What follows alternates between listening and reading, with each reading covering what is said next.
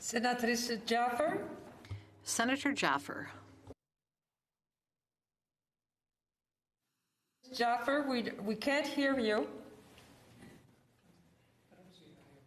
Honorable Senators, I too rise today to speak to the speech from the throne.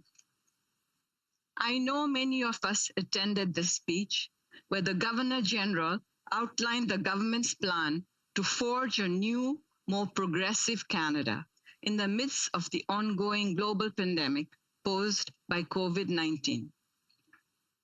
Firstly, the government enshrined its commitment to prioritizing the health and safety of all Canadians as we continue this fight of our lives.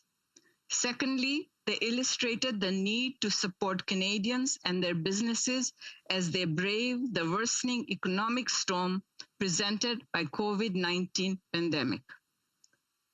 The government made big promises to build back better with the goal of creating a stronger and more unified and resilient nation.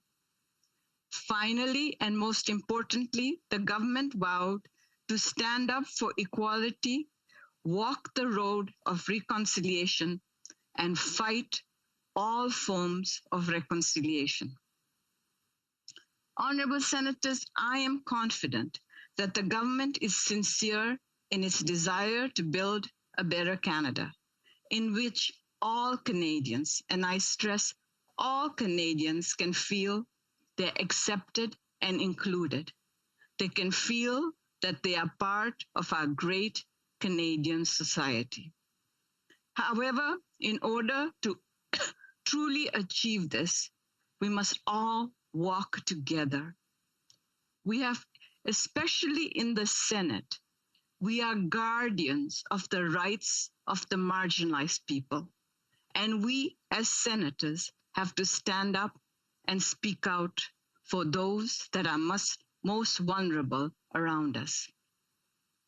Greg Fergus, MP, who you all will know is the chair of the Parliamentary Black Caucus, kindly provided me with some information on the federal government's current financial commitments to address these ongoing and daily crises which racialized, namely Black and Indigenous peoples, continue to experience.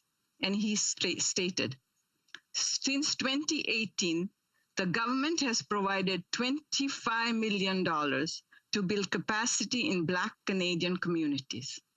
It has provided $45 million for new anti-racism strategy and $9 million to support Black Canadian youth, $10 million for culturally focused mental health programs, and $221 million to help thousands of Black business owners grow their businesses as we recover from COVID-19 crisis. 85 projects worth $15 million have been selected through a call for proposals to support the ARAP's objectives, which will help combat all forms of racism and discrimination, including anti-Black racism, anti-Asian racism, anti-Indigenous racism, anti-Semitism, and Islamophobia. On the global stage, Canada is recognized as being a pluralistic, inclusive, and forward-thinking nation. While we have made great strides to combat racism, honorable senators, much work still needs to be done. We need to walk our talk. We need to remain committed to eliminating all forms of discrimination. We, especially senators, cannot lose sight nor omit the fact that we too have been founded on a history which has dispossessed and continues to discriminate against racialized and particularly First Nations, Inuit, and Métis people. We have much work to do as Indigenous communities face an unprecedented health crisis, while many are simultaneously living on over-policed and underfunded reserves, the conditions of which many scholars and academics have referred to as being akin to that of underdeveloped countries. Canadians, we are expecting the federal government to deliver on the promises made in the throne speech. The throne speech must be followed by tangible action and unequivocal condemnation of ongoing normalization of racism. Over the past few years, I have been working alongside many activists, such as the African Descent Society in my home province of British Columbia. As you know, Senators, that many of the first African Canadians settled in British Columbia. When I think about that, it really saddens me that not a lot of Canadians know that Sir James Douglas, the first Lieutenant Governor of British Columbia, was born in Guyana and emigrated to British Columbia in 1870s.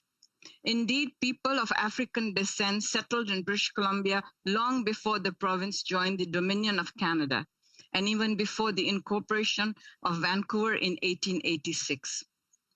When they arrived, many of the first immigrants built amazing African Canadian communities in the heart of Vancouver. They built successful businesses and they made Vancouver their home. One of those communities is often called the Hogan's Alley, but it's correctly known by locals as Strathcona. I have vivid memories of driving around Vancouver and seeing Strathcona, as well as so many other communities that are a cornerstone of Vancouver's strong values of openness, inclusivity, and diversity. Tragically, way too many of these communities have been forced to endure the terrible impacts of development and urban renewal projects imposed onto communities of African descent in Vancouver, particularly Vancouver's downtown east side. In Strathcona, following far too many development and gentrification projects, the Vancouver Heritage Foundation states, over the years, the Black population endured efforts by the city to rezone Strathcona, making it difficult to obtain mortgages or make home improvements, and by newspaper articles portraying Hogan's Alley as a center of squalor, immorality, and crime, close quotations. In response to this, by the 1960s, many of the homes and businesses that made Hogan's Alley, what it was were demolished and replaced with the Georgia Viaduct. And in 1971, the Georgia Viaduct was joined by the Dunsmuir Viaduct. In 2021 is a part of the International Decade for People of African Descent. The United Nations Resolution 68237 calls for all UN member states, including municipalities, provincial and civil societies, to recognize that many contributions of people of African descent around the world. In that vein, while the community is still not what it once was today, it warms my heart that there are plans to expand Strathcona and return the community to a hub for all people in Vancouver, regardless of their race, class, ability, and ethnic background. It is my honor to work with Yasin Kiriga and Ritar Biwali, both fellow Ugandans, on trying to revive and have a better acknowledgement of the African communities that were living in this area before. Honorable Senators, as I said, I continue to work alongside local and provincial activist organizations, such as the African Descent Society of BC. It is my hope that these communities will be rightly recognized for the invaluable contributions to Canada.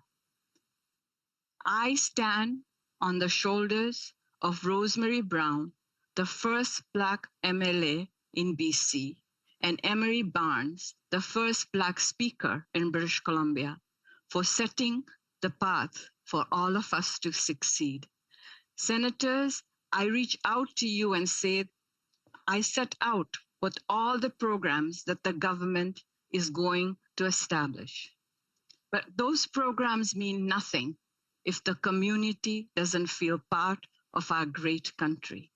And so I reach out to you all and say that it is going to take efforts of those of us who harness the highest levels of parliamentary power and privilege to continue to hold our leaders' feet to the fire and ensure that they recognize their accountability to all Canadians. Senators, we have made various speeches today, to raise with you issues of our different parts of our country. But we come to you with one voice to ask that we cannot forget what happened last July, and we can never go back to that place. Thank you very much.